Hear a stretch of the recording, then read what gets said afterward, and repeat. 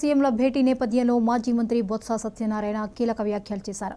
విభజన సమస్యల పరిష్కారానికి జరగనున్న సమావేశంలో ఏపీ పోర్టుల్లో టీటీడీ ఆస్తుల్లో తెలంగాణ ప్రభుత్వం వాటాలు కోరుతున్నట్లుగా వస్తున్న వార్తలు రాష్ట్ర ప్రజలను ఆందోళనకు గురిచేస్తున్నాయన్నారు. పారదర్శకత కోసం ప్రజలకు వాస్తవాలు తెలియడానికి సీఎంల భేటీని ప్రత్యక్ష ప్రసారం చేస్తే బాగుంటుందని ట్వీట్ చేశారు.